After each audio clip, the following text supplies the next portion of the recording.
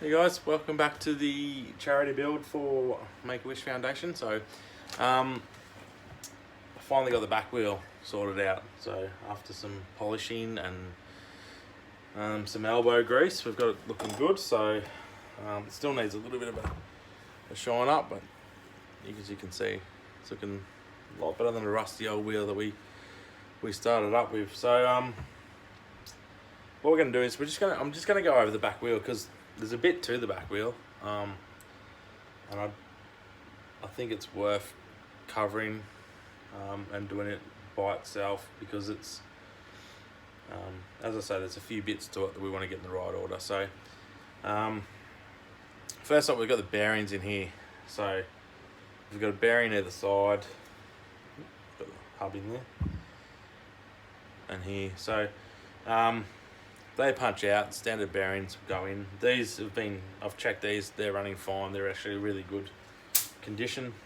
No friction at all, working quite well. So I had a new set there to change over, but they're fine.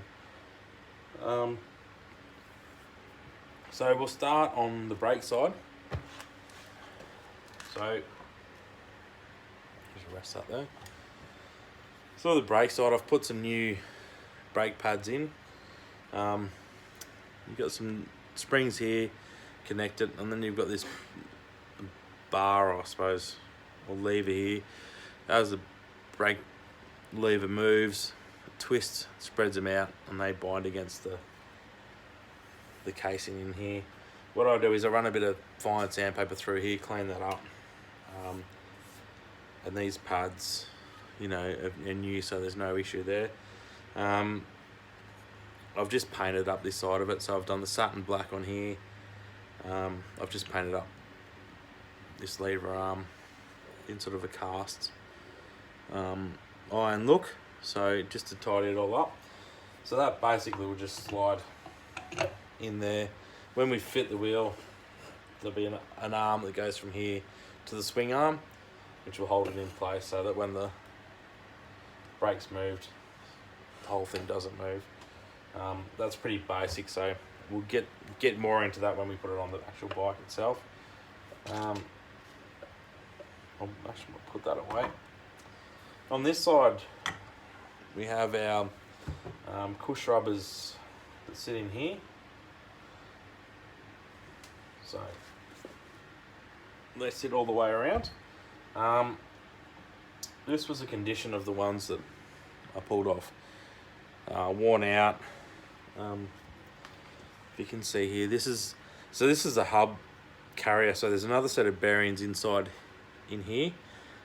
Check them as well, make sure that they're running freely, and there's a seal on the outside. This again is all in good condition. I actually knew this was a good wheel before I put it on the bike. So, and also on this side, just check for any damage. Like there's going to be these shiny bits where it's worn, but you just don't want any major damage or major wear. So this is one of the rubbers, pardon me, that come off. So if you can see that, wobbles around a bit. This is something when I first did a build, I overlooked it, and when I was changing through the gears, I had this big clunk, and it was just, when you rode the bike, it wasn't smooth, it was just jerky, and this was the reason. It was just this little bit of play was enough to make that, and you can see that this one's actually broken at the top. So I think they're $20 online. It's worth getting a new set to put on. So here's a new one. I'll push that on. There's nothing. I had to push it on firmly. There's no movement at all. It just takes the shock out of the sprocket. And you know, for $20, it's worth putting in. It will make the bike ride a lot better. So these guys go in here.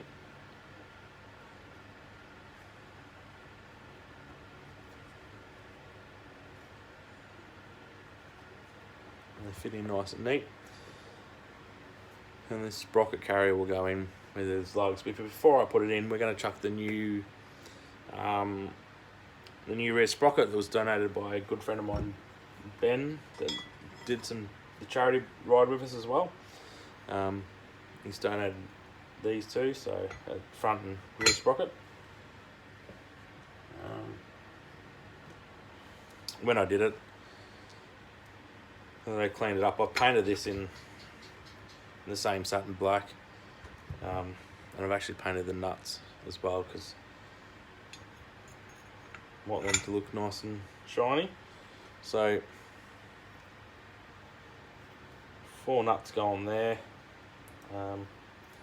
I'll use a rattle gun to tighten them up, just to make sure that they're nice and tight. So I'll do that now. I'll tighten them up. Okay, so I've tightened up the sprocket on the carrier, so we can fit that in. So we've fitted our new Cush rubbers. Basically that just pushes in. There's nothing too fancy about that. It probably won't stay there completely until you get it in the back wheel. It's all crushed together. With the new rubbers, it's quite a tight fit in there, so sometimes I get like a rubber mallet and just hit it in to make it sit a bit flatter. So we'll put our pardon me, we'll take it down and we'll put it on the bike. We've got our axle, rear axle, our spacer and nut, but we've also got the chain tensioners that go on either side. I'll grab them in a second, but one important thing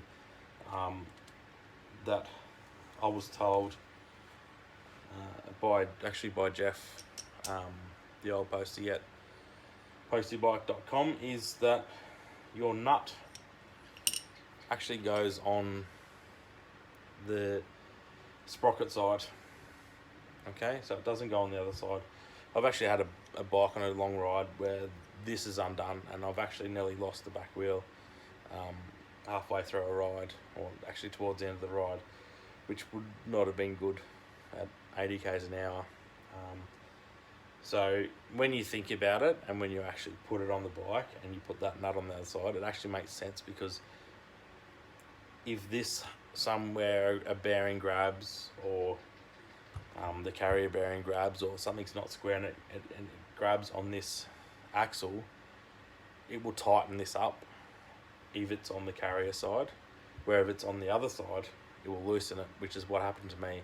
I actually got hit by a car on Fraser Island and did a bit of damage to the back wheel, which it rode fine for a while and I didn't notice any difference, but the damage it did actually made the wheel bind up on the axle, and as it did it, by when we stopped, at the end of the day, literally my back wheel fell off, because it had, each time it grabbed it, had undone itself a bit more and until the nut was gone and the axle was actually almost halfway out the back wheel. So that's just a little simple thing that no one tells you, but that's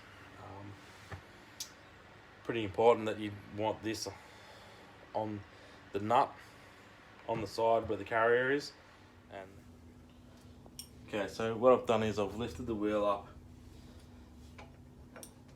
in the back of the frame. I've put it up on a block just so that I can lift the wheel up rather than having the wheel sitting flat on the ground. Just gives you a bit more room to move around. Make sure you've got it in the right position. So I've put my carrier in, I've got my brake on the other side, and I've got my big spacer on the other side, and I'm going to slide bolt in from the other side. I've put my tensioner on the axle on the other side already, so that it's in place. And I'll put the one on this side once the axle comes through. So I'll lift that up. It's going to be a little bit of jiggling around until you get it right and the right spot.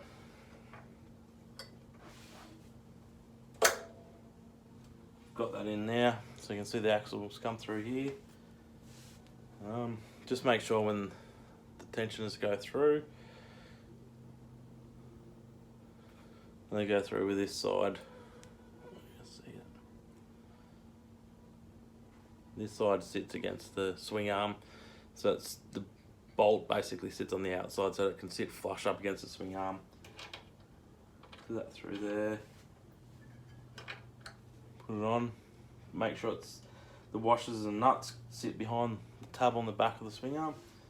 And then push that forward. Remembering to have the nut on the axle on the carrier side, or the sprocket carrier side. I'm just going to do this up finger tight for now, just to basically put it in place. So, as you can see, we've got a free spinning rear wheel there. I'll quickly flip this over on the other side, and I'll just show you how to put that little lever on that goes from the drum brake to the swing arm to stop it moving when we put the brake on. I'll do that now. Okay, so we've got the parts here to put this lever on. So it has this little bit raised bit here. Now that is at the front, and that goes on the inside of the swing arm as you put it in. So it's there, goes in, inside the spring arm, slides in. Then behind that bit at the front with the spring, and we also have this. Some of them, the early models, have a crown nut with a split pin. This one has a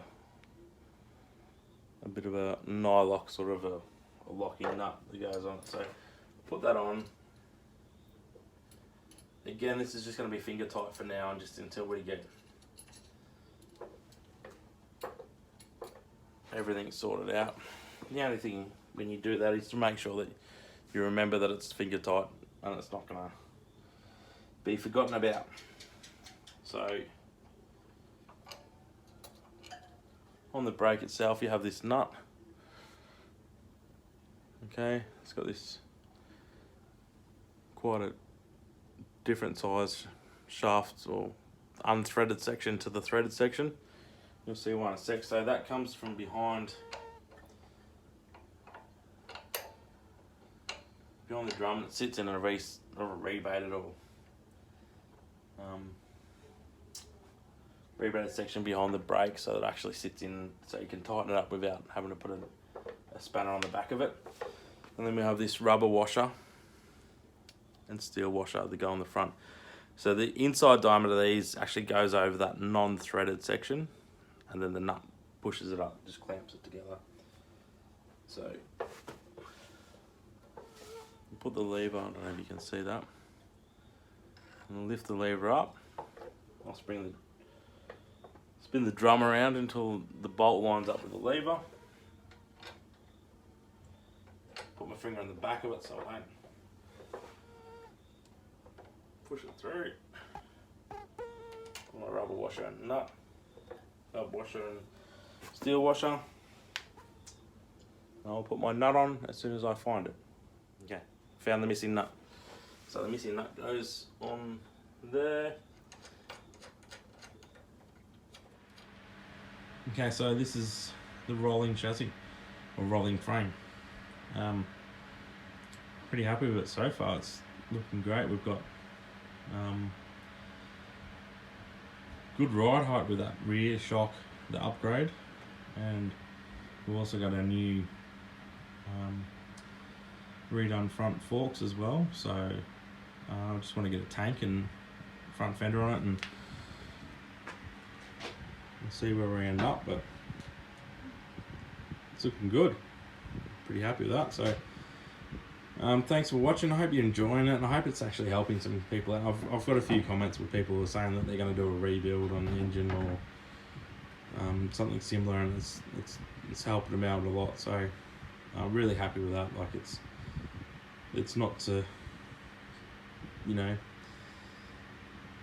for fame. It's just a bit of a record of the build, get as much money as we can for the Make-A-Wish Foundation, and if we help some people out along the way, then that's awesome. So subscribe just so you can keep up to date with what's going on.